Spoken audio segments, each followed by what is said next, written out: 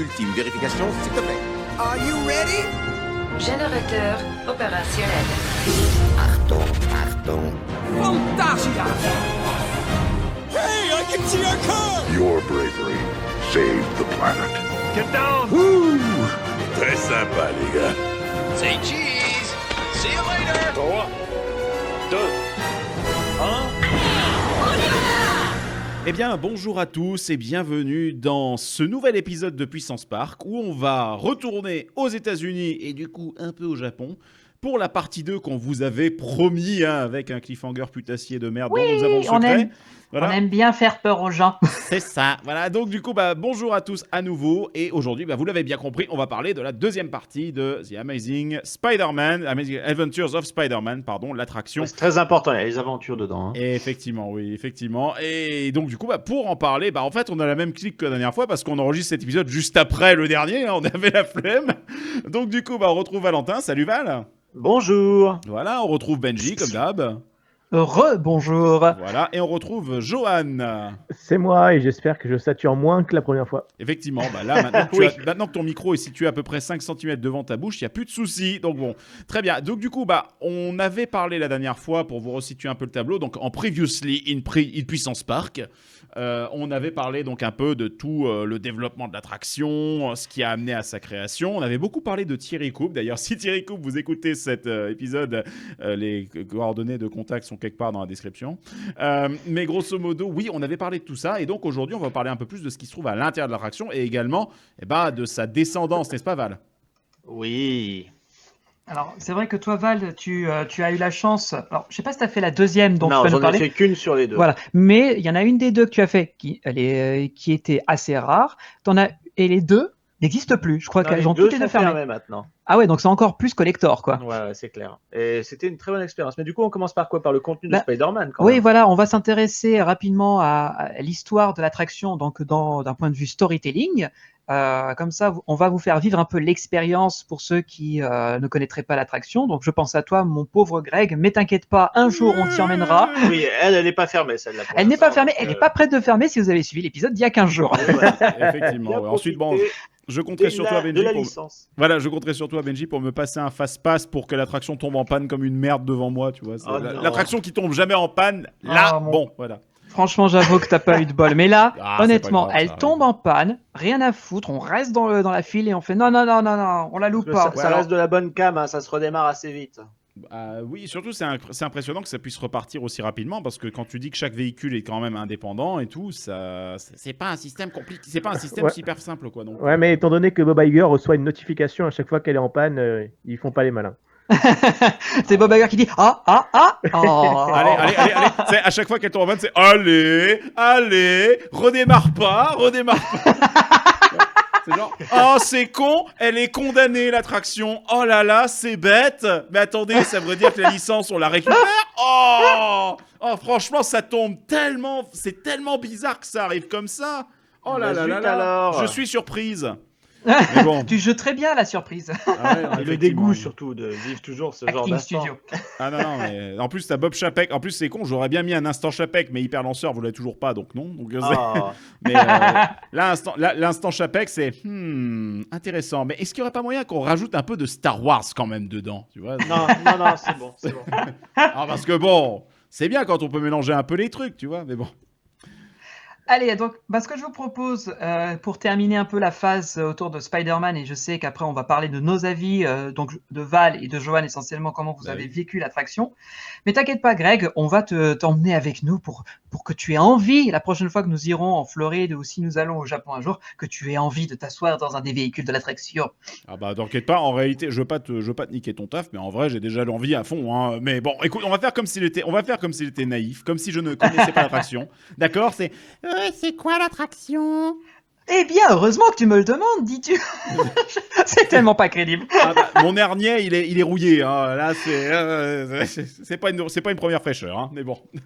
Alors, on l'avait évoqué il y a 15 jours dans la première partie de l'épisode. Donc, nous sommes dans une partie de Islands of Adventure qui s'appelle Marvel Super Hero Island. C'est original. Et nous allons vivre différentes aventures en compagnie de différents types de super-héros et celui de Spider-Man. prend place dans New York, puisque le personnage de Spider-Man évolue dans un New York alternatif.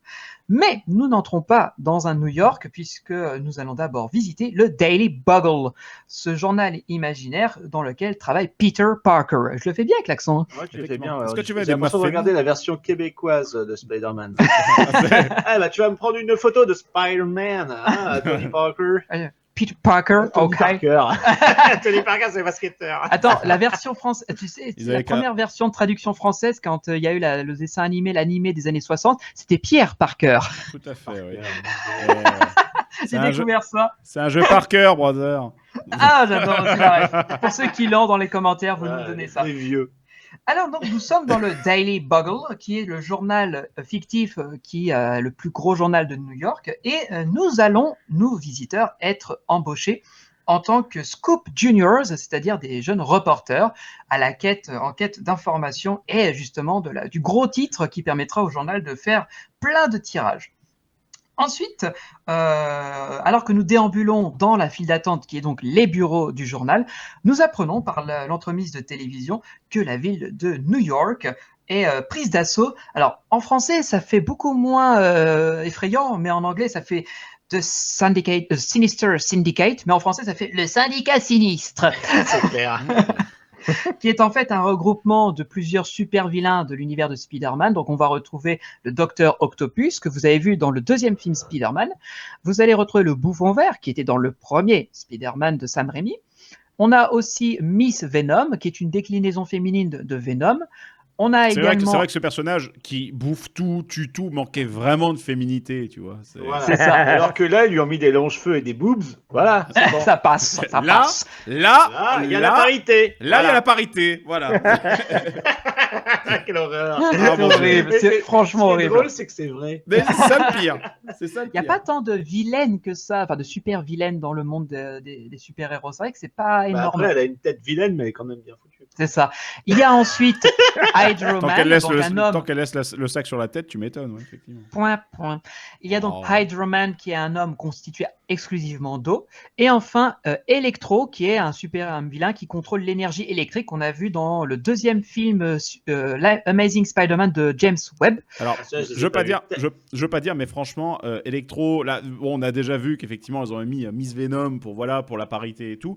Question, Electro, là, il tourne renouvelable ou pas? Parce que Ah non, pas du tout. Ah, non. je pense pas. Je pense qu'il est plutôt nucléaire. Non, Tu par vois. contre, moi, je pensais que tu allais rebondir sur le prénom du réalisateur qui est quand même pas piqué des hannetons. James Webb. Ça, j'avoue, Pour, ouais. pour parler de toile de Spider-Man, c'est quand même génial. Ah, mais il était Quel prédestiné. hasard. Il était Ouais. prédestiné. Ah, bah, Mais dans le cadre de notre attraction, ce n'est pas les personnages des films que vous voyez, mais c'est pour vous donner la référence. Je pense qu'un jour, il y a un mec qui va s'appeler Jean-Michel Tarentule qui va faire un autre Spider-Man.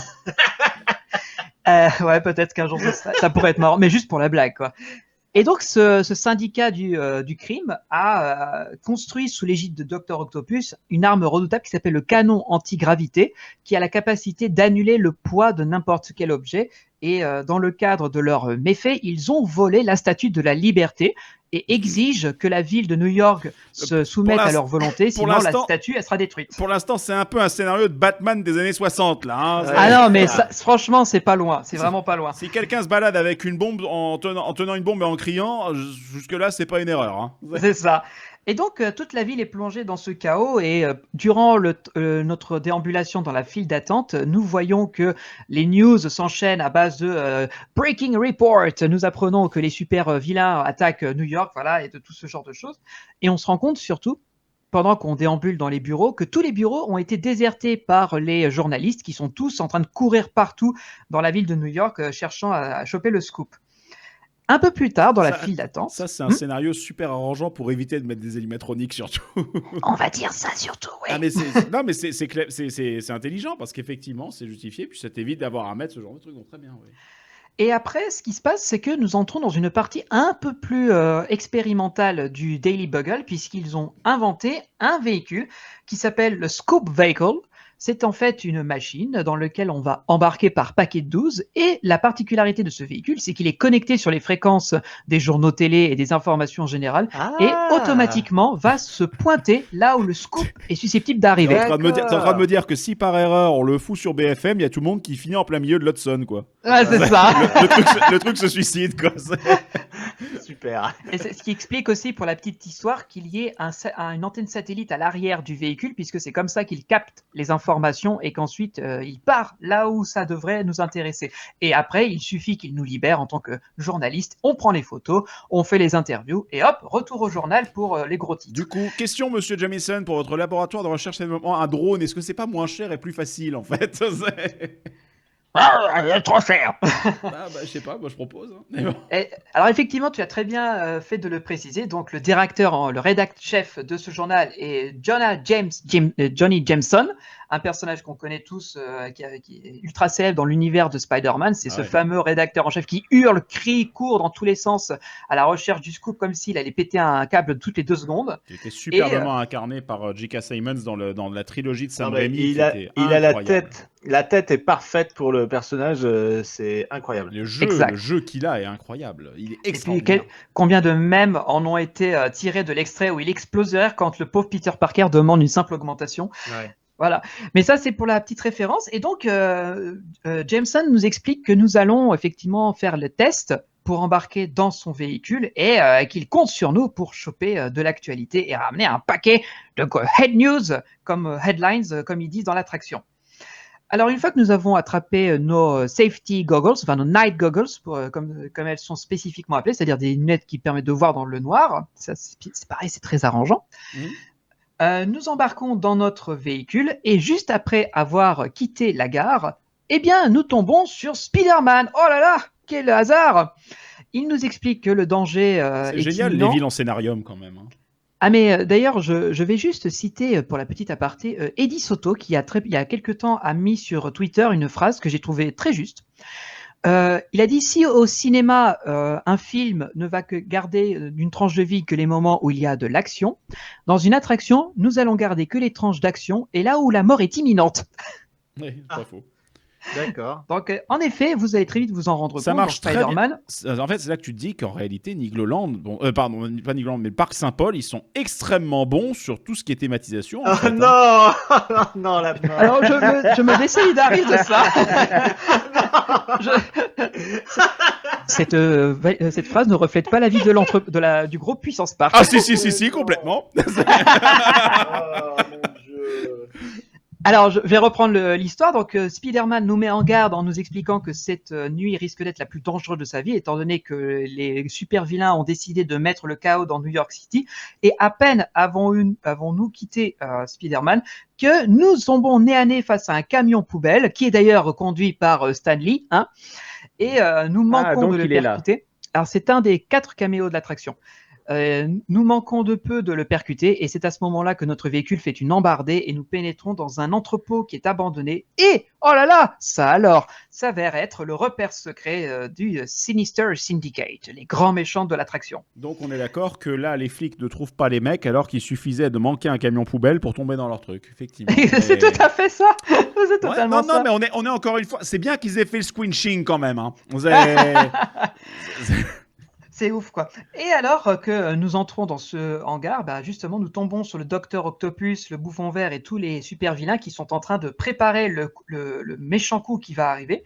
C'est alors que notre rédacteur en chef, Jameson, fait un appel pour nous assurer que tout se passe bien et nous sommes repérés par les super vilains. Alors, oh non, il faut que nous échappions. Et c'est là que le fait de dire qu'une attraction, c'est la mort imminente à chaque fois, et ben là, ce qui va se passer, c'est que tout du long de l'attraction, on va passer à 2 doigts de mourir de plein de façons différentes. Vous allez voir, c'est joyeux. Alors, le premier qui va essayer de nous attraper, c'est Electro, et pour cela, il va tenter d'absorber toute l'énergie de notre véhicule. Ah, je pensais qu'il allait nous faire écouter du David Guetta jusqu'à ce qu'on meure. Oh non! Quelle horreur, non! C'est méchant. Mais fort heureusement, à la dernière minute, le véhicule s'échappe et nous évitons de nous faire exploser. Puis par la suite, c'est Miss Venom qui tente de nous déchiqueter et qui tombe sur notre véhicule, mais elle est arrêtée au dernier moment par le Docteur Octopus, qui à ce moment-là tente de nous viser avec le fameux canon antigravité, mais nous loupe, faisant s'envoler la tête de la Statue de la Liberté qui avait été volée un peu plus tôt dans la soirée. À ce moment-là, notre véhicule s'engouffre dans les égouts, mais Hydro-Man, donc l'homme constitué d'eau, tente de nous arrêter et de nous faire couler, mais fort heureusement, stoppé in extremis par Spider-Man. Oh là là, heureusement qu'il était là. il va le distraire et Hydroman va rater son coup, tapant dans un tuyau et va nous faire valdinguer, ce qui nous fait sortir des égouts de New Oh York. non, il m'a tapé dans le tuyau. Mais ça fait mal. Mais malheureusement pour nous, ce n'est pas fini. Le docteur Octopus nous retrouve en défonçant un mur de briques et va tenter de nous brûler vifs grâce à une de ces machines, là, une de ces tentacules, je ne sais pas comment on appelle ça exactement. Il va agripper des bras robotisés, là, oui. Un bras robotisé, c'est ça, il va agripper notre véhicule, mais nous parvenons à nous enfuir de justesse. On a failli se faire tentaculer. On continue puisque non, ce n'est pas fini. Alors que nous dévalons les ruelles de New York pour essayer de nous enfuir, nous sommes à nouveau poursuivis par un nouveau super vilain, cette fois-ci le Bouffon Vert, qui va nous lancer une de ses citrouilles d'Halloween explosives. La première est stoppée par Spider-Man, encore une fois, mais la seconde, malheureusement, n'est juste que déviée et finit par exploser dans un mur et envoie une gerbe de flammes, une vraie en physique, qui nous évite de peu. Arrivé sur une grosse artère. C'est une gerbe de flamme, c'est un dragon qui a trop picolé. Oh là là, je l'ai pas dit. Ça marche. Elle est valide. Ça passe, merci. Elle est complètement validée. Alors que nous arrivons sur une grosse artère. C'est fini, non? C'est fini ou pas? Ah non, nous sommes à la moitié. Non. C'est pas fini. Tu veux dire qu'il y a encore un super méchant qui va intervenir? C'est pas fini. Ah non, mais attends une seconde. Dans les scénarios de Spider-Man, en général, les Sinister Six ou bien les groupements comme ça en général, ils essaient d'attaquer 1-2 en loose day et après, t'as l'assemblage. Donc, ils se mettent tous ensemble normalement. Et à la fin, ils disent « Je reviendrai !» Oui. Franchement, c'est limite ça en fait. C'est effectivement ça. Donc, ce qui se passe, c'est qu'on espère éviter à nouveau de tomber sur un méchant, mais non, ça ne marche pas. Nous rencontrons à nouveau Spider-Man qui se bat contre le Docteur Octopus qui lui tire dessus avec le canon antigravité. Deuxième caméo de Stan Lee, soit dit en passant. Mais à cette fois-ci, le Docteur Octopus nous repère et arrive à nous tirer dessus. Oh là là, catastrophe! Et c'est là que l'attraction. C'est bien la catastrophe. Waouh, c'est incroyable. Là, techniquement, on va juste mourir suffoqué si la gravité est on va. Bref, bon, vas-y. D'accord, merci beaucoup. Il n'y a pas de quoi. J'adore faire des trucs inutiles. Non, c'est surtout là que l'attraction vraiment devient extraordinaire dans sa façon de nous faire vivre l'expérience, puisque là, nous devons nous simuler le fait que nous n'avons plus de gravité, que nous décollons du sol de Manhattan et que nous flottons au-dessus des gratte-ciel. Alors, forcément, ce n'est pas vrai dans l'histoire de l'attraction, mais il y a tout un tas de petits effets physiques qui nous permettent de le faire croire, comme une fausse façade d'immeuble qui descend au sol au moment où nous, on s'élève, des projections sur les côtés qui simulent des étages qui défilent et forcément l'écran principal que nous voyons où on nous projette le fait qu'on est en train de s'élever au-dessus des gratte-ciel. À ce moment-là, Spider-Man va tenter de nous arrimer, de nous agripper et essayer de nous faire redescendre. Malheureusement, nous virevoltons d'immeuble en immeuble, trinque-ballés comme pas possible. Et à ce moment-là, comme quoi il y a des retours de bâton, nous percutons involontairement le Bouffon Vert qui perd son équilibre et tombe de son overboard, jetpack et finit par s'écraser au sol comme une grosse merde. Il est rattrapé par Spider-Man quand même. Oui, heureusement à la fin, il n'est pas mort parce que c'est une attraction pour toute la famille. Oui, voilà, c'est dommage de voir un super méchant embouilli sur le trottoir. Parce que là, ensuite, ils y pensent, c'est sur le quai de débarquement, t'as une grosse flaque verte, c'est au sol. Ça serait bien. Comme dans les lapins crétins, à la fin, tu retrouves les flaques de sang de tous les super méchants qui sont décédés. C'est un peu ça. Ou les flaques d'eau, du coup, parce qu'il y a un super méchant aquatique. Voilà. Et juste après, t'as juste le truc où tu vois le standard téléphonique qui explose parce que t'as les familles des super méchants qui appellent en mode mais qu'est-ce qui s'est passé? C'est ça. D'ailleurs, Valentin, tu l'as très bien dit. Le méchant suivant que nous rencontrons, c'est Hydroman qui va tenter de nous attraper. Mais malchance. Malchance, ça c'est vraiment con. Ouais. Parce que pour que l'autre super méchant qui intervienne à ce moment-là, ce soit Electro. Voilà. Et parce que si vous avez fait de la physique au collège. ou si vous connaissez le destin de Claude François. Non. Oh non. Ah bah si. Oh non, mais c'est horrible. Mais voilà, effectivement, si vous connaissez votre physique-chimie, eh bien, lorsque quelqu'un qui envoie des éclairs électriques sur une matière aquatique, eh ben, ça fait... les yeux. Et effectivement, à ce moment-là, Spider-Man arrive à... Retourne dans ta baignoire, Val, putain. Attends, j'ai pas mon sèche-cheveux. comme dirait joueur du grenier, mais va réparer un grille-pain sous la douche, toi. Allez.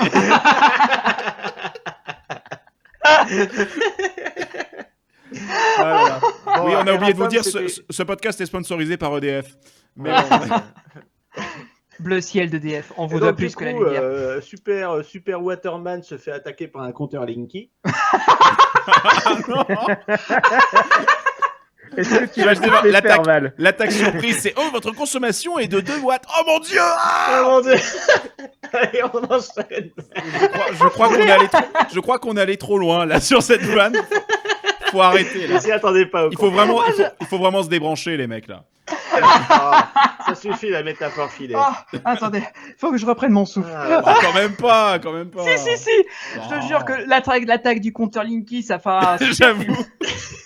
En plus, je veux pas dire, le compteur Linky avec son jaune fluo, il est totalement dans les couleurs spandex, hein, c'est nickel. Hein, c'est- Ah non, mais le pire, c'est que Electro est il de a la les mêmes couleur du couleurs. Linky. Ah, mais c'est clair, c'est Eh bah oui. c'est une espèce C'est jaune. de vert flashy jaune. C'est jaune et ça. vert, ouais, jaune et vert, ouais, tout à fait. Donc, Spider-Man, au moment où Electro tentait d'attaquer Spider-Man, l'envoi de l'électricité ricoche et touche Hydro-Man qui littéralement explose en 1000 morceaux, enfin 1000 gouttes d'eau. Oh là là, Donc, on ça se c'est prend. ballot ça. Qu'on se prend sur le visage. Voilà, qu'on se reprend. Donc si ça, mais moi du coup je me pose la question suivante.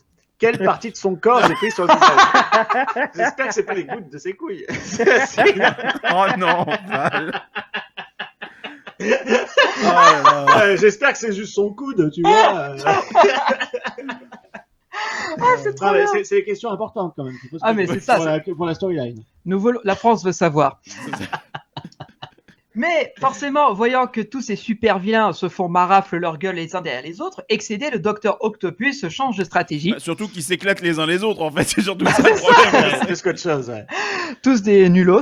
Il ça. décide à ce moment-là Deux bandes de bras de nous... cassés quoi. Il décide de nous viser une nouvelle fois avec le canon anti-gravité, mais cette fois-ci inverse le processus et nous rend notre poids et notre gravité de base. Et Sauf comme on que- était au milieu des gratte-ciel, Et bah oui, puisque nous étions en train de flotter, et bah c'est parti pour une chute quasi interminable entre les différents immeubles de New York. Et à ce moment-là, c'est la fin, c'est sûr, on va s'éclater tête la première sur le sol. Mais non, car heureusement, Spider-Man est là. Et juste au dernier moment, avant que nous franchissions la dalle de J'ai sol, cru que t'allais dire Olivier de chez Carglass. J'ai eu bonjour, peur. je suis Benjamin de chez Carglass. Votre pare-brise est fissuré suite à une chute de 40 étages. Je pense que c'est pas votre premier problème. et donc du coup on était à Spider-Man qui se fait plaisir et nous sauve in extremis grâce à son C'est ça, grâce son à- jet. Il arrive à tisser une toile, on va dire ça comme ça, au dernier moment, et par chance, ça stoppe net notre Forcément. chute, et nous pouvons à nouveau retrouver le plancher des vaches, et ça tombe bien, puisque juste après, nous découvrons que Spider-Man a réussi à attraper tous les super vilains qui se retrouvent Dans sa toile. dans sa toile. Là, il n'y a pas d'autre expression. Du coup, question Aquaman, il l'a foutu dans une bouteille, il a fait quoi en fait? Je comprends pas. Euh, Bah, Aquaman, c'est un héros, donc tout va bien, et en plus, Ah, il est à pardon, Marvel. Water- Non, mais le mec là, le... Ah, Hydroman. Hydro. Hydroman. Bah, on le revoit pas. Bah, je pense qu'il s'est évaporé tout Je pense qu'il est simplement. vraiment D'accord. mort pour le coup. Ouais. Donc on a un body count, c'est bien. On a un body Ça, count, ça c'est s'ajoute ça. donc du coup à ces réactions comme Star Tour où Rex a un body count puisque dans tous les vaisseaux il y avait un pilote. Oui, Voilà, hein, je oui, tiens c'est à le- ça. Voilà. Et il a tué pas mal de pilotes avec les canons du Star Speeder. C'est ça, bah oui, pour ceux qui ne connaîtraient pas. Alors, bah, c'est quasiment la fin de cette attraction. Spider-Man nous remercie de l'avoir aidé, parce que oui, nous n'avons rien fait en restant le cul assis dans notre véhicule, mais nous l'avons beaucoup aidé. Ça c'est un propre des attractions d'Universal où je me souviens que Bruce Allen avait fait la remarque, elle disait mais à chaque fois qu'on arrive sur le quai de débarquement d'une attraction Universal, les opérateurs nous applaudissent en nous disant vous avez réussi la mission et nous on est en mode mais on n'a rien fait, mais d'accord. C'est un peu, ouais, après c'est un peu l'esprit parc américain. Ils aiment Bah, c'est bien, ça, c'est ça. ils aiment bien faire ça. Donc, Ce serait exactement équivalent que Google qui analyse ta voix et la récupère pour récupérer des données tout le temps et puis il te paierait derrière. Tu vois, ce serait complètement débile. Quoi. Mais non, ce serait génial. Il arriverait. Bref. Changeons de sujet. Donc, bah, c'est quasiment fini. Nous découvrons qu'en arrière-plan, les autorités remettent en place la Statue de la Liberté, parce qu'il ne faut pas déconner 2 minutes. Spider-Man prend un joli cliché de nous pour nous garder en souvenir, parce qu'il est émotionné, le garçon.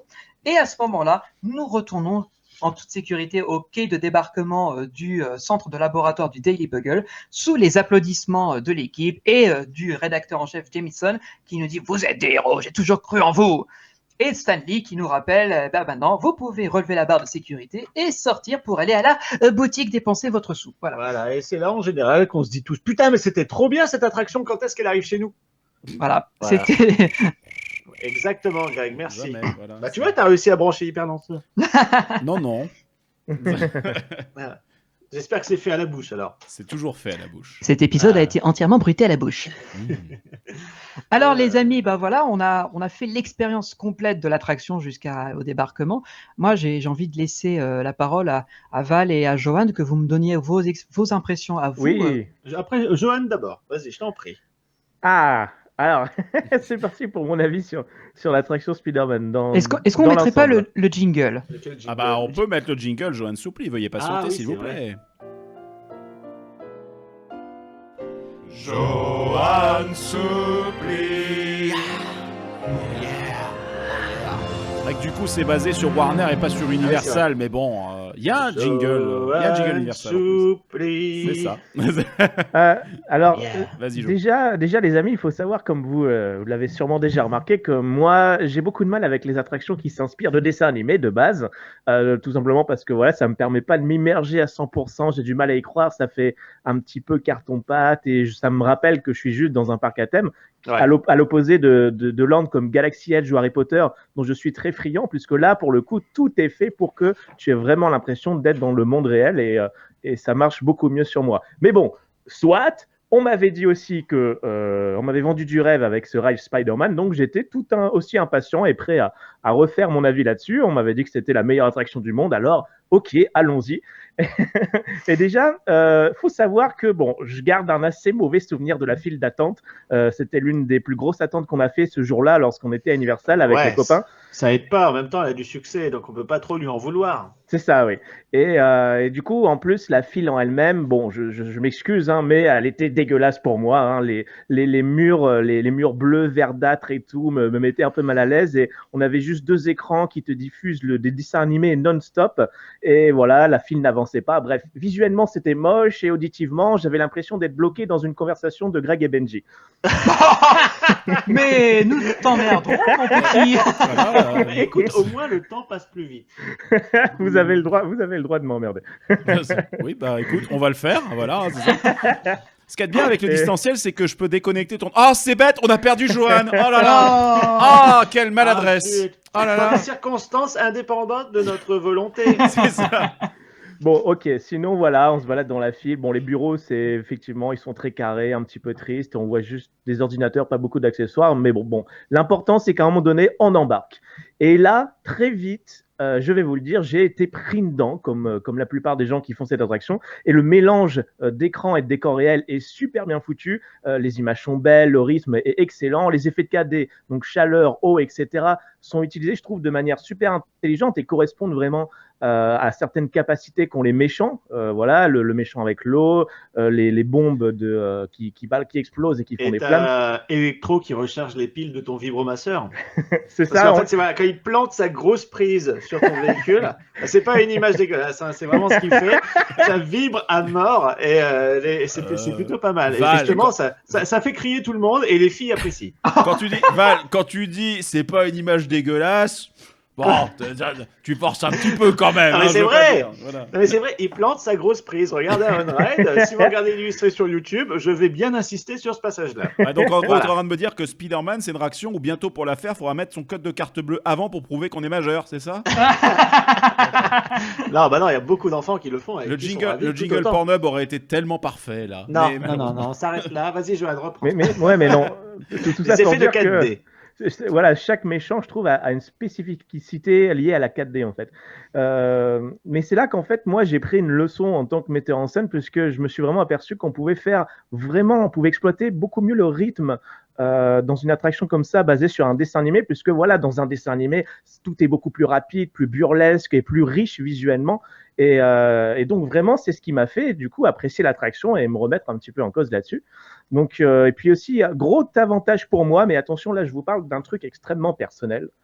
Dans une bagarre de super-héros en général, il y a beaucoup d'immeubles et d'infrastructures qui sont détruites, et c'est aussi le cas dans cette attraction. Et moi, à la base, il faut savoir que dans un film, surtout qui se veut réaliste, j'ai un gros problème mental avec ça, parce que, par exemple, dans Avengers, à chaque fois qu'une infrastructure est détruite, je peux pas m'empêcher de penser au prix du devis derrière pour faire reconstruire l'immeuble ou les gens à qui ça va poser problème, les éventuels morts qu'il y a ou Ouais, l'impact. c'est ça. Alors qu'à l'impact, chaque fois, tu regardes entre DC et Marvel. Chez Marvel, la ville a été évacuée. Chez DC, ils étaient tous dans les bâtiments, ils sont tous morts.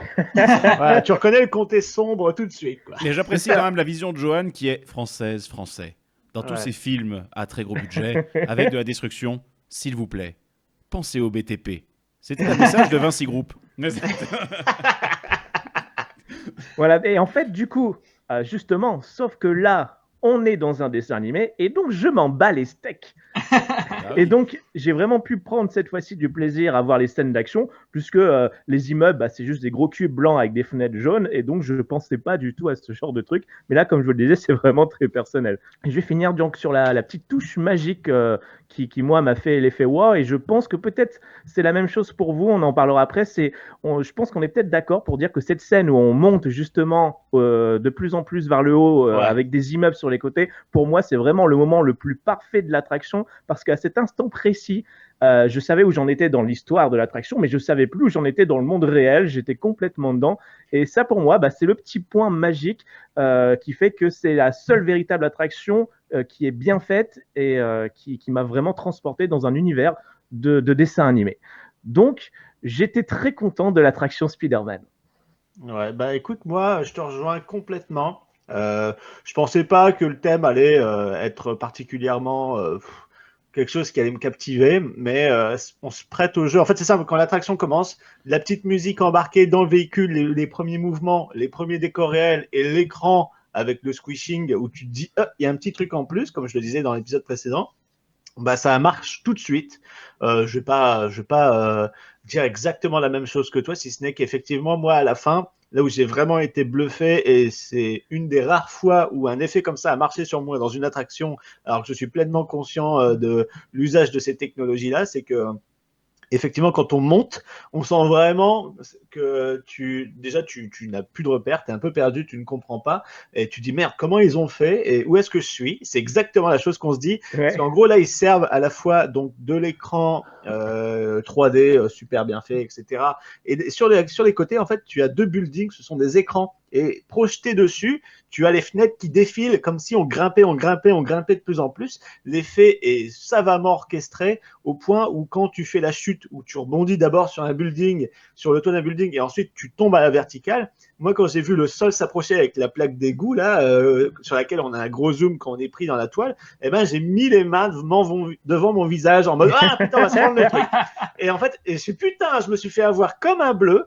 Et c'est là que je me suis dit, ok, cette attraction-là est définitivement un niveau au-dessus de tous les autres.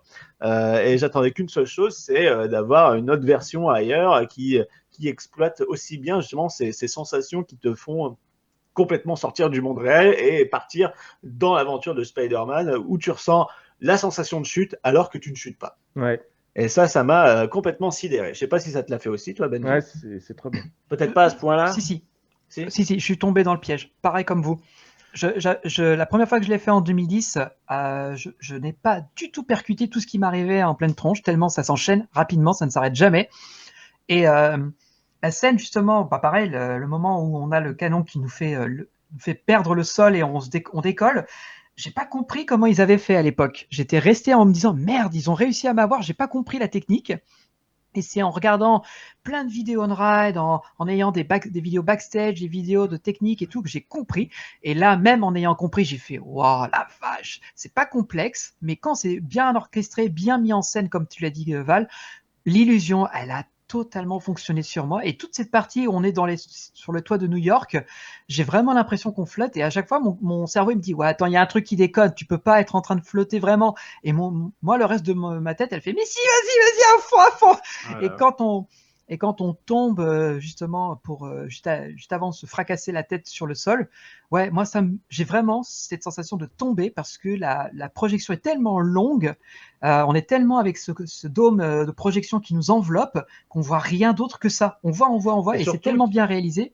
L'illusion, bah t'es dedans, quoi. Tu as le temps de te rendre compte que tu es en train de chuter. Ouais. Et c'est bien fait. Et cette sensation de chute, je l'ai eu aussi dans une séquence qui était vachement bien filmée, c'est celle de Storm Rider, voilà, référence à l'épisode qu'on a déjà fait. À la fin, il y a aussi une séquence de chute à la verticale, et quand vous écoutez les réactions du public dans la salle, bon, les Japonais, je sais que ils réagissent vachement, mais même moi, j'ai été pris par ce truc-là, par la sensation de chute. Pas au point de Spider-Man qui, elle, intervient, on va dire, de façon beaucoup plus brutale, parce que tout le véhicule bouge de façon hyper dynamique. Mais c'est à peu près le même délire. Et Spider-Man comme Harry Potter, quand je suis sorti de ces attractions-là, la première chose que je me suis dit, après c'est génial, j'étais à fond dedans, c'était comment ils ont fait.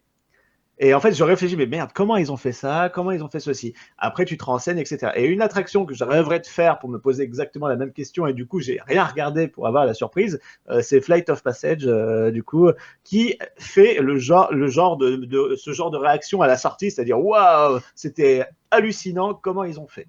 Et je sais que Benji, Guigui, toi-même, Greg, je sais pas si toi tu l'as fait par contre. Flight of Passage? Ouais. Non, je l'ai pas faite. Par contre, j'ai beaucoup regardé les making-of. Moi, j'ai rien regardé du tout. Ah. Je veux vraiment avoir la surprise. D'accord, donc je te dirais pas qu'à la fin, il y a... Ouais, voilà, c'est ça. Mais, à la fin, t'as Dumbledore qui te renvoie chez Sauron, dans le Mordor, tout ça. Il fait je suis vieux. Mais bon, mais en tout cas, non, sur Flight of Passage, ce que j'avais beaucoup regardé, c'était les making-of techniques, parce que, en fait, je comprenais pas. Tout le monde faisait un pataquès sur ça. Je me disais, bah ouais, mais en vrai, c'est un Flying Theater amélioré avec une position assise sur moto. Et en réalité, non, c'est beaucoup plus que ça. Il y a tout un autre truc, donc je n'en parlerai pas par respect pour ton spoil. Mais c'est très, très... Quand j'ai vu le truc, je me suis dit, ah oui, quand même, bordel, c'est un autre niveau, quoi. Mais oui, voilà, je comprends tout à fait ce que tu veux dire, en tout cas. Il y a de rares attractions où vraiment tu as cette impression-là en ressortant, où c'est pas un ride system éculé, sans être vulgaire. Et ça vaut vraiment, pour le coup, ça vaut vraiment le coup d'œil et surtout le déplacement. Et c'est entièrement mérité de la part d'Universal, que ce soit en Floride ou au Japon. Au Japon et en Floride d'ailleurs, c'est la même chose. C'était entretenu du feu de Dieu, tous les effets fonctionnaient et tout, incroyable quoi. Donc je vous recommande absolument de la faire le jour où on pourra revoyager. Ah bah moi, je te cache pas qu'effectivement, l'épisode qu'on enregistre là aujourd'hui me donne clairement envie encore plus, parce que c'est ouvert. Enfin, l'attraction existe encore. Elle existe déjà pour un, puis surtout de deux. Oui, c'est une attraction dont j'entends parler depuis très longtemps. Puis moi-même, c'est vrai que j'ai pas la même façon de voir les choses. Moi, personnellement, les spoilers, je m'en fous un peu, donc je regarde. Et moi, c'est justement ce qui me donne envie. Et justement, même si, bon, on vanne, là tout à l'heure je déconnais sur bien sûr le truc en scénarium, oui bon d'accord, mais bon toutes les attractions en général, vu que tu es sur une histoire que tu vas raconter sur l'histoire de quoi, les 10-15 minutes maximum, entre la file d'attente, les parties vraiment actives de la file d'attente qui t'expliquent quelque chose et puis l'attraction en elle-même, évidemment tu vas pas avoir le temps de faire un développement en thèse, antithèse, foutaise bien quoi, tu vas pas faire un vrai gros scénario. Mais en tout cas, non, moi ce que j'ai vu c'est ça, puis en fait, moi j'ai toujours un certain affect pour les attractions qui ont été révolutionnaires à leur temps, mais qui sont encore un peu old school, tu vois.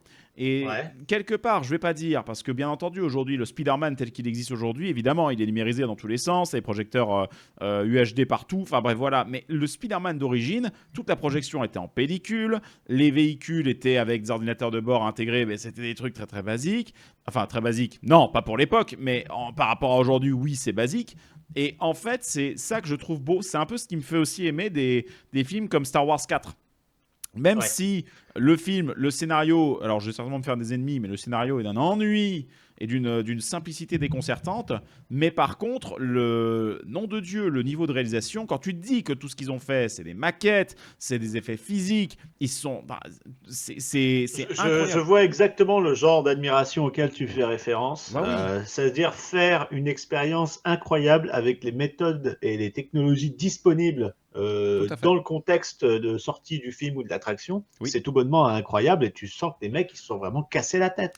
C'est là-dessus qu'il y a une forme de magie qui est assez forte, parce qu'à l'époque, et malheureusement ça c'est un peu chiant, parce que normalement je suis censé être le mec technophile qui va dire ouais l'informatique c'est trop génial, etc. Sauf que la réalité c'est que avec tout ce qui se passe, aussi bien sur des plans professionnels ou autres, mais en plus sur les plans créatifs, alors, est-ce que c'est parce que je deviens vieux et parce que la nostalgie ne fait plus effet sur moi? Mais la réalité est que les ordinateurs et le surusage de l'informatique partout, au-delà des écrans, hein, le simple fait qu'il y ait l'informatique qui nous permette de faire tout ce qu'on veut en termes de représentation graphique, par exemple, bah en fait, ça tue un peu le truc parce que je sais que lorsque je vais faire une attraction, c'est plus la combinaison des effets éventuellement qui va me mettre sur le cul.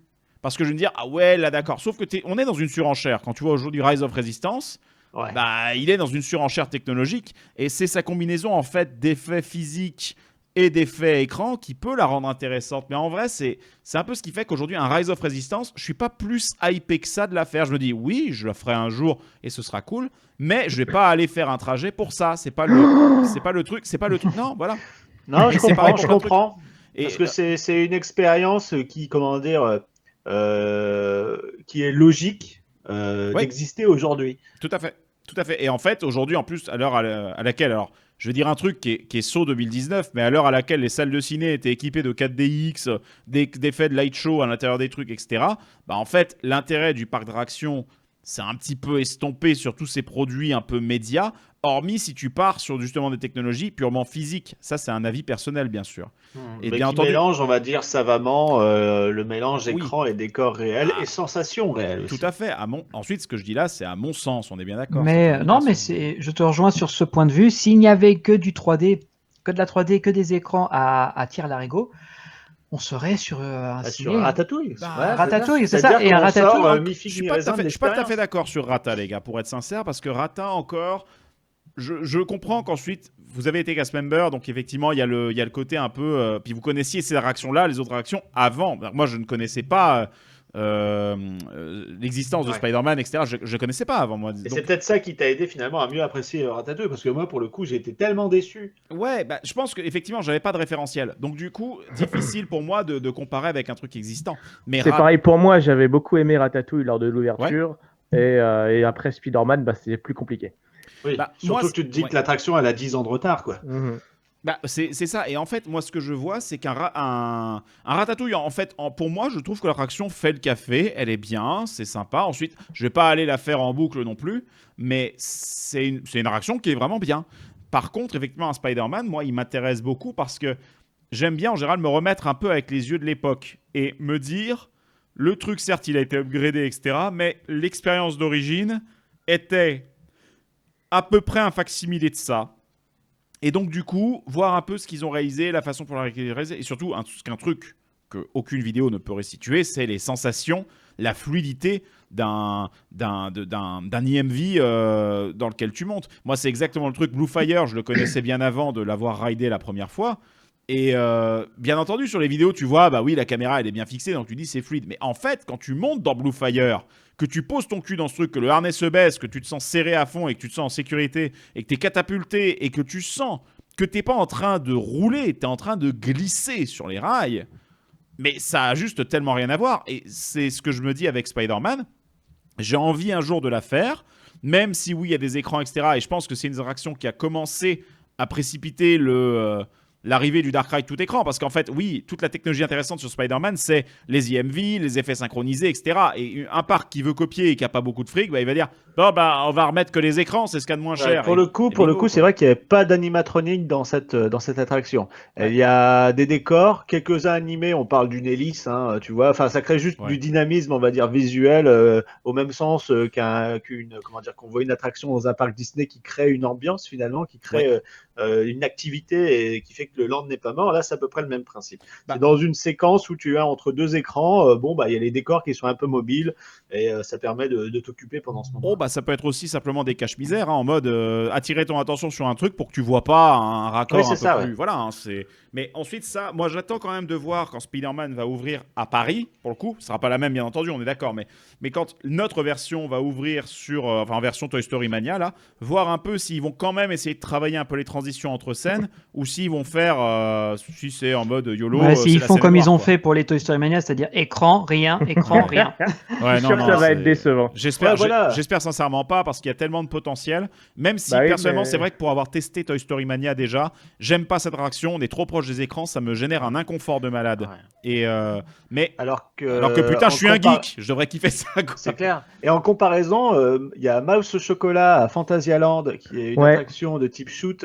sur des écrans 3D, bah, les transitions sont beaucoup plus sympas parce qu'en Ah, fait, mais on elles est sont dans une même espèce de rien à voir. chocolaterie. Il y a des vrais décors. Et en fait, on se promène entre les écrans, on est dans la chocolaterie. Ouais. Et ce qui est trop bien, c'est que quand tu arrives devant ton écran, en fait, tu es devant une porte ou devant une verrière, un truc qui est. Et c'est logique que ça s'ouvre en fait devant toi. C'est-à-dire que tu vas là, bah là c'est le stockage du chocolat où il y aura toutes les souris qu'il faut que tu shootes. Là, ce sera, bah, c'est la verrière de la vitrine de la boulangerie, de la chocolaterie, tout ça. Donc tout est, les transitions sont hyper fluides et c'est beau. Et t'as des petites, c'est pas des animatroniques, mais t'as des petites souris un peu planquées dans les décors et t'entends leurs petits cris en fait dans des haut-parleurs bien cachés. Et ça fait toute la différence par rapport à une salle vide de Toy Story, quoi. J'aurais bien aimé que ce soit des décors avec des vraies petites souris qui dégagent quand tu tires, ça aurait été trop drôle. Ouais, bon là après ça revient cher. Déjà des animatroniques de cette taille-là. De toute façon, à chaque fois que j'ai une idée, on me dit que c'est trop cher. Il y a guère que des Universal ou des Disney pour construire des attractions où il y a des trucs aussi réactifs. Bah, justement, je vais rebondir là-dessus. Ouais, vas-y. Puisque Spider-Man c'est l'attraction qui utilise cette technologie au top du budget, on va dire. Voilà, c'est la version haut de gamme de ce type d'attraction, sachant que, et je viens de l'apprendre là à l'instant, que c'est bien Oceaneering International avec son système Evolution. En fait, ça s'appelle le Evolution Dark Ride System. Tout à fait. Ah, donc vraiment maintenant c'est commercialisé et tout. Voilà, et ben, en fait c'est commercialisé, c'est-à-dire que oui, ils doivent avoir ça dans leur catalogue, sauf que personne d'autre à part Universal n'a acheté le truc. Mais il y a des parcs qui ont fait part de leur intérêt pour ce ride system. Il y en a 3 aujourd'hui qui ont, on va dire, le descendant low cost de Spider-Man, enfin du ride system, j'entends. Je vous le fais dans l'ordre. Le premier, c'est un que j'ai pu tester, qui est aujourd'hui fermé. Ça a ouvert le 25 avril 2009 et ça s'appelle le Tokyo Panic Cruise. Et ça a fermé le 26 avril 2009. Voilà, c'est ça. Donc ça ouvre quand même 10 ans après Spider-Man. Ouais. Mais le budget n'est absolument pas le même, ni même l'espace. En fait, ça se situe dans le centre-ville de Tokyo. Il y a ce qu'on appelle le Tokyo Dome, qui est en fait un stade. Et autour du stade, quand il y a des événements, ils ont dit, bah tiens, ce serait marrant de créer de l'activité autour. Donc, ils ont fait plein de restaurants. Tu as un Booba Gump, tu as des boutiques à thème, genre sur les Moomins, tout ça. Et ils ont fait une espèce de mini parc d'attractions fête foraine, à la fois outdoor, indoor, avec un aquarium aussi, façon Sea Life. Sea Life, voilà, sauf que chez eux ça marche mieux.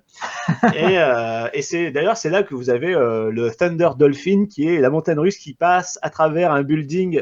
C'est une photo qu'on voit souvent. C'est un ride Intamin qui est bien péchu, qui est en gros hissé sur les buildings autour de la zone. Et c'est juste. Et il passe dans un moment, il passe dans une espèce de lac, c'est ça, dans un tunnel. Alors ça c'est un autre parc au Japon, Ouais. mais là c'est plutôt, tu as une espèce d'extension du building avec une partie en métal et en D'accord, fait je il y a vois. un trou pour que le rail passe au travers, c'est tout gris. Ok, l'attraction est ouais, grise. je vois. Voilà, et c'est un Intamin, donc c'est de la bonne cam, voilà. Et en fait ils avaient un espace en souterrain sous le Tokyo Dome. Ils ont voulu en faire une attraction et ils ont pensé à ce système-là. Et sauf que c'est très très cher. Et là où la technologie des mouvements, apparemment sur Spider-Man, alors moi je pensais que c'était du hydraulique, mais absolument pas. Alors je te pique ta Oh, mais vas-y, thématique t'inquiète. tech. Il n'y a pas de souci. En fait, c'est un système de screw drive. Comment dire, Ouais, c'est de la vis sans fin qui est pilotée Voilà, par du c'est moteur électrique. C'est-à-dire c'est une vis qui tourne très très vite et qui du coup étire ou contracte en fait une espèce de bras et c'est ça qui fait que ça détermine les angles d'inclinaison notamment. Sauf que ils n'ont pas utilisé ce système-là, ils ont utilisé un système pneumatique, donc c'est-à-dire avec air comprimé, beaucoup moins cher pour le coup, mais qui n'est pas aussi vif dans les mouvements, ni même juste vif et précis. En fait, voilà, c'est ça. Et donc ça coûte un peu moins cher, et donc ils ont fait Tokyo Panic Cruise, qui est en gros en mode bien japonisant. Si vous connaissez les mangas de Magical Girl, Sailor Moon et compagnie, en fait, on est en tour guidé dans Tokyo dans un de ces véhicules un peu étranges. Et sauf qu'il y a des super méchants issus de je ne sais quel manga, mais c'est genre des stéréotypes, hein, c'est horrible. Si vous regardez l'illustré de YouTube, vous les verrez, une espèce de poisson bulle, avec les pics. T'as une espèce de loup-garou, qui fait Du qui fait quoi bodybuilding. Ouais, qui fait du bodybuilding, c'est n'importe quoi. Et en fait, ton guide, qui a des petites oreilles de chat, en fait, c'est une espèce de droïde, de super droïde, Magical Girl, tout en même temps. Alors, C'est un cyborg ton truc. ouais, voilà, c'est le gros bordel hein, dans la soirée. C'est japonais, hein, voilà. Donc, Japon. Ah, c'est ça. Exactement. Ça a été fait par le studio Sunrise, qui ont fait justement des animés en animation comme ça, style Gundam et compagnie. Donc voilà.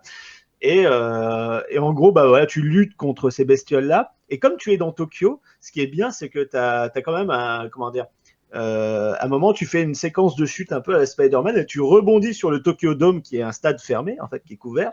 Donc, tu rebondis sur son toit un peu caractéristique, hein, parce que c'est vraiment un truc assez unique, on va dire, dans les grandes cités urbaines comme ça. Et puis tu atterris en fait dans le parc d'attractions, tu as une espèce de côté fête foraine où ça se termine avec ta super-héroïne qui a tué justement deux des méchants et il reste plus qu'un à la fin. Enfin, tué, il y en a deux qui explosent, donc on devine qu'ils sont morts. Bah, il y a un body count aussi, pareil. Voilà, il y a un Ça body count s'annonce dans celui-là crédible, aussi. ouais. Et à la fin, tu te retrouves seulement avec le loup, le gros méchant, et puis bah voilà, tout va bien, tu rentres chez toi. Mais moi, j'ai trouvé ça très what the fuck. Mais l'expérience est géniale, même si tu sens qu'il y a moins de moyens. Les écrans, par exemple, les transitions autour des écrans sont moins bien délimitées. C'est-à-dire que tu vois qu'il y a un gros rectangle qui est dédié à ça au milieu du building, au milieu d'un mur qui est censé se briser devant toi ou des trucs comme ça. Et ça prend beaucoup de gimmicks de Spider-Man pour le coup. On sent que l'inspiration, elle vient directement de là. Il y a des scènes qui ont l'air vraiment très similaires. Ouais, Ouais. voilà. Et du coup, pour le prix, c'était pas très cher. L'équivalent de, je pense, 3-4 euros parce que tu payes à l'attraction. Et c'était avec des lunettes 3D, pareil, des passives. Et c'était vraiment une très bonne expérience, très surprenant parce que tu t'attends pas à un tel ride system dans un parc comme ça en centre-ville, enfin une espèce de fête foraine permanente. Même si c'est de très bonne facture, puisque nous sommes au Japon, je vous le rappelle.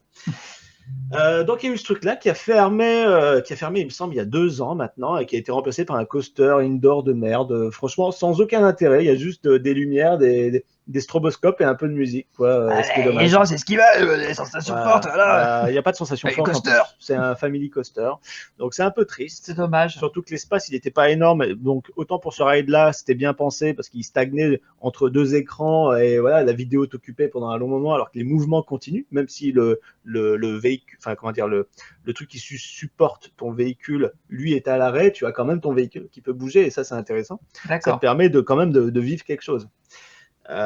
Et bon, je trouve ça dommage quoi, de remplacer par un coaster. C'est dans une salle trop petite. Et quoi d'autre?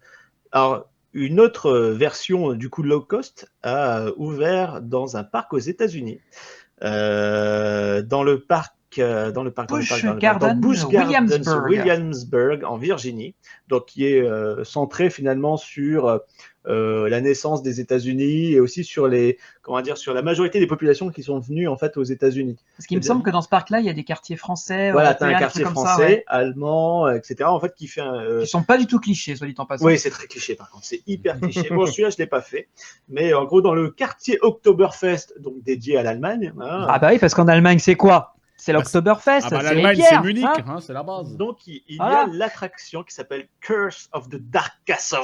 Ah, ça vend du rêve. J'aime Et bien le nom. c'est- J'aime Dark bien le nom. Castle, c'est écrit avec le K allemand, tu vois, donc ça fait Curse of the Dark Castle. Voilà, donc faut le prononcer comme ça. Qui a ouvert le 1er mai 2005, donc c'est-à-dire très peu de temps après Tokyo Panic Cruise. Donc tu sens que quand Oceanering ils ont dit bah, on propose ce système-là qui est un peu moins cher pour un rendu équivalent à Spider-Man, bah, il y a Williamsburg, enfin je veux dire du coup les Busch Gardens qui s'est intéressé à ça et aussi le Tokyo Dome City. Tu voulais dire quelque chose, Ben? Non, je trouvais ça rigolo parce que c'est dès que les mecs arrivent sur le marché avec des nouveaux produits, tout le monde est là. Oh, faut qu'on ait ça. On aura l'exclusivité. Ouais, sauf que si tout le monde l'achète, il n'y a plus d'exclusivité en fait. Et le truc a fermé aussi bah, récemment, à peu près peut-être 1 an avant en Tokyo Panic Cruise. C'est ballot. En 2017 et ça a été remplacé en fait par un walkthrough pour leurs événements Halloween en fait le soir. Donc c'est à dire qu'ils ont viré tout le ride system et que du coup maintenant tu te promènes dans des décors où ils ont un peu transformé. Il y a toujours des projections, des trucs comme ça, mais c'est un peu cheapos quoi. C'est un peu revenir en arrière quand même. Mais, les c'est gars. ça. Mais dans ce parc-là, après, l'attraction, ça fait longtemps qu'elle a été en galère par des soucis de maintenance, etc. Donc, ils fermaient, ils rouvraient sans prévenir. Et quand ils rouvraient, c'était souvent désynchronisé avec la 3D. Le squishing n'était pas du tout au point. Là, pareil, pour le coup, dans Tokyo Panic Cruise, je me souviens pas avoir vu du squishing. Hein. C'est vraiment de l'animation. Et comme en fait, tu es toujours en mouvement, et parce que tu es en combat dans le ciel, tu es dans la ville, etc., tu n'as pas ce système de squishing. Alors, question de brevet ou question de budget, ça, j'en sais strictement rien, pour le coup. Ouais, si peut-être- c'est la décennie des 2000, ça doit être sous brevet là. Ou alors peut-être aussi question artistique, si effectivement tu es dans un look plutôt animé, peut-être parce qu'un switching va nécessairement te donner des mouvements qui vont être extrêmement fluides dans l'animation 3D. Or, il y a beaucoup d'animés, de mangas, etc. qui vont être plutôt basés Mais sur quelque chose d'assez saccadé. Il me semble que le switching, il est dans Curse of the Dark Castle, mais il n'est pas dans les 2 autres versions en fait de ce Ride System. À préciser cependant, je sais pas si tu l'as dit, que dans Tokyo Panic Cruise, c'est de la CG, hein, les écrans. C'est pas de l'animation traditionnelle Oui, manga. c'est vraiment de la 3D. C'est en image 3D, un peu moche, mais D'accord, ok. voilà, c'est pas du dessin animé traditionnel comme on pourrait le voir de type Naruto, One Piece Voilà. ou quoi. Non, c'est D'ailleurs, vraiment du CG. Tokyo Panic Cruise, j'ai adoré la musique embarquée et impossible de la trouver, mais vraiment impossible. Ça fait des années que je cherche et je ne trouve pas.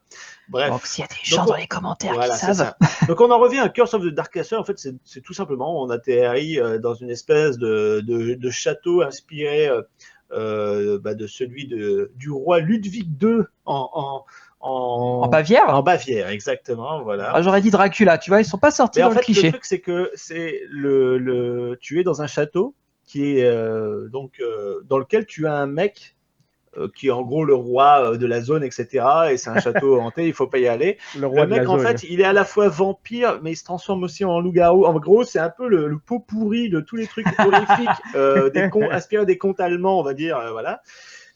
Du 18e, 17e siècle, que sais-je encore. Et bref, en gros, tu as un mélange d'écran et de décor réel. Pareil, les écrans sont intégrés un peu mieux que l'attraction japonaise pour le coup. Et tu as ce système de squishing. Il me semble d'ailleurs qu'il leur a posé beaucoup de problèmes parce que le truc se désynchronisait et ça foutait la gerbe aux gens. Encore une question d'entretien de maintenance en fait. Et au final, bah voilà, ils ont fait juste un update en 2006 justement pour corriger ce problème-là. Ils ont carrément, il me semble à un moment qu'ils avaient supprimé le squinching carrément. Ah, carrément. Ouais, ils avaient juste gardé l'animation basique pour plus avoir en fait ce problème de maintenance qui poussait à fermer l'attraction systématiquement. Donc ils sont passés par la case re-rendre, recalculer tous les films, quoi. C'est ça. Et Ah ouais, mais je c'est suis pas vraiment sûr, hein, mais nivelé vers le bas, quoi. il me semble qu'ils ont tout simplement supprimé cet effet-là pour plus se casser la tête, tout simplement.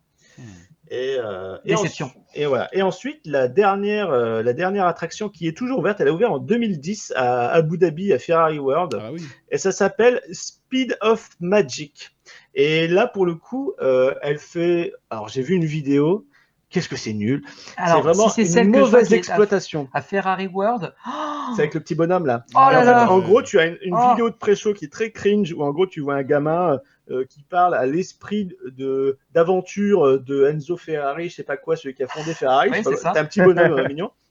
Et en J'espère gros, que c'était pas le vrai esprit de Enzo Ferrari parce qu'il en aurait eu, mais rien à carrer. non. Et Ah, c'est ça. en fait, pour te dire, si vous allez sur Wikipédia et que vous regardez la liste des attractions, elle est même pas considérée comme un dark ride, elle est considérée comme un cinéma 4D. Tellement, en fait, c'est que des écrans. Ah ouais. C'est que des écrans avec ce ride system-là. Et en fait, les transitions, des fois, c'est juste, tu sais, la projection de lumière, mais tu sais, mouvante pour faire genre, oh, on est dans un tunnel Dans un de moteur. lumière. Voilà. Et en fait, à un moment, il y a juste un passage. En gros, c'est tu vis. En gros, voilà. Le pitch, c'est de tout temps, l'homme a aimé la vitesse. Donc, qu'est-ce qu'on fait? Alors, dès que C'est- la c'est phrase tout. commence par de tout Ouais. temps, ça pue. Ouais, voilà, ça Ouais. veut dire que ça pue. En gros, c'est l'esprit, pourquoi on aime la vitesse. Et en gros, bah, tu tombes d'une montagne quand t'es Cro-Magnon, tu cours à travers, tu sais, quand tu t'accroches aux lianes dans la jungle façon Tarzan, bah, à un moment, la seule transition avec des décors réels, c'est une jungle, c'est-à-dire des arbres de chez Babou, des trucs comme ça. Donc Et puis, donc et c'est à la lié à fin- la trace du hurrah, forcément. Et encore la trace du rat, c'est rigolo. C'est mieux fait, pour te dire. Alors qu'ils avaient une technologie qui est géniale, même si un peu plus low cost, on va dire, mais toujours avec un budget conséquent. Et puis en gros à la fin, il dit voilà, maintenant qu'on a connu tout ça, moi chez Ferrari, j'aime bien la vitesse. Alors j'ai fait des voitures qui font vroom vroom vite, et du coup, tu vas me suivre dans ma Ferrari, et ça se termine comme ça. Donc voilà le pitch, pas piqué des hannetons, mais plutôt piqué au bousier. Et, donc franchement, vous allez voir une vidéo, vous allez vous faire chier, et c'est pas terrible quoi. Après l'animation est jolie du bonhomme, mais quel intérêt. Mais je comprends pas qu'on est quand même chez Ferrari World à Abu Dhabi, donc les mecs, l'argent, c'est pas du tout le problème. Oui, mais sauf que le goût non plus. tu regardes à Abu Dhabi, regarde leur baraque, mec. Ils ont des chameaux en or posés sur un buffet Louis XVIe siècle, Louis XVI. Tu vois, ça n'a rien à foutre là. Voilà. Je suis désolé, t'as de l'argent, mais si t'as pas de goût, c'est n'importe quoi. Voilà. Tu peux avoir de l'argent et pas d'idée. Oui, je suis désolé, ça fait criard. Et cette attraction-là, malheureusement, je pense, c'est un échec de l'usage de cette technologie. Alors que les deux autres, même avec un budget restreint et des limitations en termes de décor réel, de storyline, tout ce que tu veux, parce que tu n'as pas une grosse licence, elles étaient très bien, elles étaient très réputées, chacun sur leur continent. Donc voilà pour ces petites attractions-là, et puis je suis très triste aujourd'hui de ne plus pouvoir faire Tokyo Panic Cruise, qui était un passage obligé dès qu'on allait à Tokyo. Ça vous a donné envie de les faire? Voilà, c'est ça que j'avais demandé. Est-ce que ça vous ferait envie? Moi, je savais que je voulais faire... Vas-y, termine. Je voulais faire Curse of the Dark Castle à Williamsburg, parce que quand j'ai vu des on-ride, ça avait de l'ambition. Mais pareil, la 3D un peu cheapos, quand tu regardes bien. Mais ça passe bien. Voilà, j'accepte le fait que c'est pas un Disney ou un Universal. Je mets mes espérances en dessous. Mais ça avait l'air assez bien fait, et surtout effrayant. Je trouvais que ça faisait vraiment peur. Il y avait des séquences qui avaient l'air de foutre les jetons pour de vrai. Tu vois, j'ai montré à Benji, et vous allez le voir si vous regardez l'illustré sur YouTube, mais dans Tokyo Panic Cruise, à un moment, si tu veux, l'espèce de guide Android mi-femme, mi-chat, mi-robot, il y a une espèce de monstre qui l'attaque dans son dos, et elle ne se rend pas compte, et en fait, son visage humain s'ouvre, dans lequel apparaît sa tête de robot-chat, qui en fait fonce vers l'écran, et en fait c'est un effet 3D super saisissant. Dans Curse of the Dark Castle, tu as l'équivalent avec un crâne de tête de mort. Valentin. Camoulox. Exactement. Je n'ai pas pris de drogue. En même temps, c'est le scénariste. Ouais, c'est clair. C'est ça. C'est le scénariste de cette attraction qui a pris beaucoup de cocaïne. Moi, personnellement, coupé à la javel, au desktop même. Donc, je pense qu'il n'y a plus de cerveau. Avec un petit peu de canard WC pour donner du goût. Mais non, mais moi, je vois ce que tu veux dire, effectivement. Honnêtement, sur les versions dont tu parles là, moi, j'aimerais bien faire les deux. Je ne considère pas la troisième parce que la jungle de Abu Dhabi, non. Non, voilà, mais pour le coup, la 3D, et même la 3D est mal utilisée. Non, mais j'ai vu des vidéos. C'est juste pour créer de la profondeur, mais pas pour, te saisir de réalisme, en fait, mais alors te surprendre. Même le précepte, le problème, c'est que c'est une attraction, tu sens tellement que c'est téléphoné comme étant « Bonjour, je suis Ferrari, je veux une attraction qui porte et qui véhicule les images de la marque Ferrari. » mais j'ai envie de dire, c'est quoi l'histoire, quoi? C'est raconter l'histoire, c'est l'argent. Du coup, ils ont pris un raid system qui coûte cher juste pour faire un cinéma 4D qui bouge, quoi. Est-ce que c'est les mêmes qui ont sponsorisé Silver Star, ou c'est pas la même marque? Non, c'est Mercedes. Non, c'est Mercedes. Mercedes, d'accord. Mercedes, oui.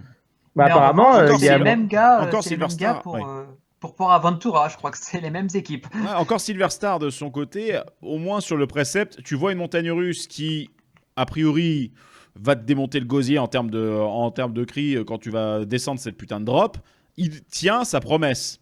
Donc j'ai envie de dire, il n'y a pas de mensonge sur la marchandise, c'est plus un placement, un placement produit qui apparaît dedans. Et à la limite, l'impression de vitesse, je comprends que Mercedes se soit placé dessus. C'est juste que lorsque tu rentres dans une attraction, tu n'as pas envie de rentrer dans un concessionnaire Mercedes, quoi. Voilà, c'est ça. Et en fait, c'est la limite finalement d'une storyline basée sur une marque de bagnole, c'est que à part la vitesse, et encore même si là c'est le prétexte de ce film, de cette attraction-là, ça marche pas si c'est pas un truc qui a vraiment de la vitesse. En fait, le problème c'est qu'en plus, ils avaient déjà des attractions basées sur la vitesse. Ils ont un dragster juste à côté en coaster.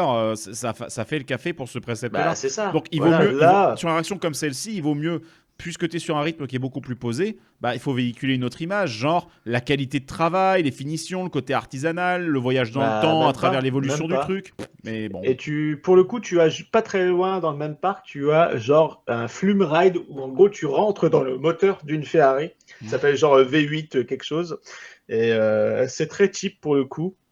Mais au moins, tu as des trucs qui bougent, quoi. Tu as des décors réels. Tu es vraiment dans un moteur. Et ça peut être rigolo. En gros, tu es sur de l'essence, quoi.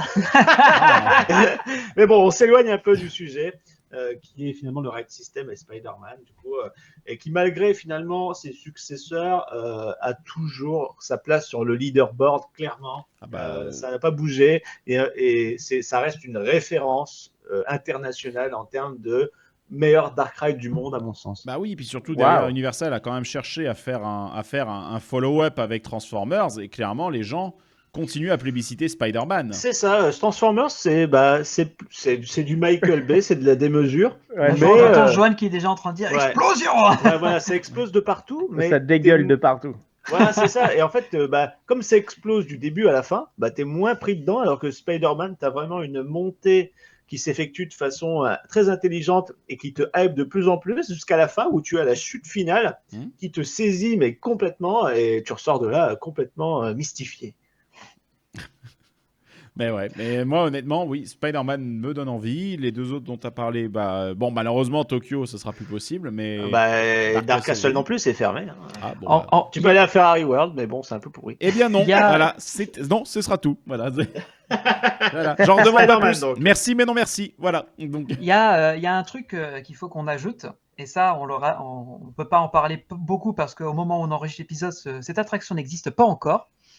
C'est la troisième itération de ce type de véhicule par Universal. Donc, après Spider-Man et après Transformers, il y a un ride Jurassic World qui va arriver à Pékin. Et c'est avec cette technologie? C'est avec cette technologie. Non. Si. Oh là là, ça va être bien. Enfin, j'espère. Les photos... j'espère. Ah non, mais en fait, aujourd'hui, vu comment j'ai été déçu par... bon, c'est pas de la merde, mais... J'ai été déçu par l'attraction Mario Kart parce que je m'attendais à tellement plus. On est d'accord. Du coup, maintenant, je me dis, j'espère. Tu peux espérer. Alors là, pourquoi est-ce que je te dis ça? C'est que des photos backstage ont bien fuité de cette attraction où on voit les véhicules qui sont clairement les mêmes. On voit qu'il y a énormément de décors physiques. Et là, je vais parler aux fans de décors physiques. Il y a de l'animatronique, en veux-tu, en voilà. Oui. Ouais. Parce que j'ai vu des photos sans trop vous spoil. Si vous aimez les dinos, vous allez être servis. C'est ça qu'il m'a montré l'autre jour. Non, c'est encore autre chose, Johan. C'est encore autre chose. Je te cache pas, ça fait plaisir à entendre qu'ils fassent ce genre de déclinaison, même si c'est à Pékin, parce que en vrai, moi, le truc, c'est qu'il y a une attraction que j'ai toujours voulu faire à Universal, c'était Jurassic Park, The Ride. Le seul problème, c'est que ça va en contraire avec une de mes grands principes de vie, qui est dans un flume, ton cul, tu ne poseras point. Et... Mais pourquoi? Il y aura plein de trucs. Ça veut dire que tu pourras pas faire le V8. Eh non, bon, écoute, le V8, non. Tu vois, j'ai l'impression que je rate pas grand-chose sur ce truc-là. Tu peux nous expliquer, Greg, pourquoi? En fait, c'est vraiment, tu vois la quantité de matos que je trimballe sur moi? Ouais. C'est de l'électronique. Eh ben, tu vas un jour où tu ne trimbales rien. Non, mais en vrai, non, c'est pas ça. Tu as des lockers pour ça à l'entrée des attractions. Alors, je plaisante. L'idée, chez Universal, tu payes 400 balles et tu as un mec qui porte tes affaires dans les attractions. Ouais, bah c'est bien. C'est génial. J'ai vraiment besoin d'un porteur. Mais non, par contre, non, la réalité, c'est que j'aime pas les floumes en général. Je suis pas fan de ça. Un petit floume, je dis pas, mais ensuite les gros trucs, non, c'est pas mon. Mais Pirates des Caraïbes, c'est un floume. Bah oui. Ouais, c'est un floume, mais ça veut dire que je l'aime pas spécialement. D'accord, ok. C'est une attraction que je fais, je la fais, ok, il n'y a pas de souci, mais c'est pas le truc qui va me... Voilà, je suis pas à l'aise sur un bateau. Sachant que Spider-Man, il y a des éclaboussures d'eau. Est-ce que du coup, ça en fait un flume? Non, ça va, t'inquiète pas.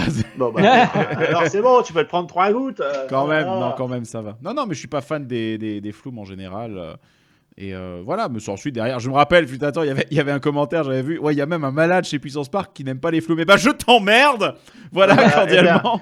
Si vous avez cette phobie des flumes comme Greg, n'hésitez pas à les laisser en commentaire. À quitter le Discord. Voilà, pour pas qu'ils se sentent seuls. N'hésitez pas à nous suivre sur le Discord, à nous suivre un peu partout sur YouTube, sur notre chaîne Twitch. Quoi d'autre? Donnez aussi sur le Utip, justement pour payer des séances de psy pour Greg. Ou au moins un porteur, c'est ça. Voilà, c'est ça. Voilà. Et puis, nous, on se donne rendez-vous dans 15 jours pour un prochain épisode. On espère que celui-là vous a plu. En tout cas, moi, j'ai passé un très bon moment avec vous, les amis. Ça m'a rappelé Spider-Man et la Floride et tout. Ah oui, le climat de la Floride, qui est génial. Ça donne clairement envie de Vivement qu'on y retourner retourne là-bas. en fait, qu'on se fasse un voyage tous ensemble en Floride, ce serait un bon moment. Et puis je pense à toi, Greg, qui n'a toujours pas été à Universal, Non. qui vraiment va te faire, je pense, compléter ta panoplie du parfait petit parc fan, parce qu'il y a beaucoup de choses que tu ne trouveras nulle part ailleurs Oui. qu'à Universal. Ouais, c'est Pas que ça, essentiel. en vrai, encore pas que ça, parce que franchement, s'il y a bien un truc qui me tente vraiment en Floride, c'est le putain de Kennedy Space Center. Oh, alors là, je t'en Ça- parle même pas, c'est obligé qu'on y Ça, aille, je c'est veux, incroyable. Je veux, Et need. au même C'est- titre que les studios Warner Bros, on fera un épisode là-dessus parce que ça mérite son pesant d'or. Oh. Et moi aussi, ça me tente, j'y suis jamais allé. C'est vrai? Ouais, non, jamais. D'accord, ok. T'as regardé bah, un nous, peu on les y a vidéos ou été, pas? Parce que voilà. c'est... Non, tu parles des studios Warner, lesquels? Non, il parle du Kennedy Space Center. Ah, le Space Oui. excusez-moi, Non, j'ai tu dis qu'au entendu même autre titre chose. que Warner, c'est un truc. Ah, qu'on c'est un pourrait must, raconter. d'accord. Voilà, Ah c'est oui, ça. oui, Voilà, oui, tout à fait. Bon, eh bien, voilà les amis, je pense que ça fait déjà pas mal de temps qu'on est en train d'enregistrer cet épisode, on va pouvoir s'arrêter là. Oui, Ah, on on va a fait le reprendre dans tour, je 15 pense, jours. ouais. Voilà. Avec un autre sujet. Donc, on compte sur vous, les amis. Merci pour votre patience. Merci de nous supporter encore, même si en ce moment, c'est pas évident et on a un peu de mal à trouver des sujets avec tous les parcs qui sont fermés. On hein. a un peu de mal à trouver des parcs d'attractions ouverts, c'est bizarre. Ouais, Ouais, c'est marrant. c'est bizarre, c'est comme si tout était fermé en ce moment à cause d'un petit virus, un truc comme ça. Comme par vois hasard. pas du tout putain, de quoi ça vous voulez fait plus parler. d'un an. Non, non plus. Bon, allez. Bah, tu sais quoi? À bientôt alors. Bah ouais, à très vite pour de Ciao, nouvelles ciao. aventures. Bisous. Ciao, Bye bye.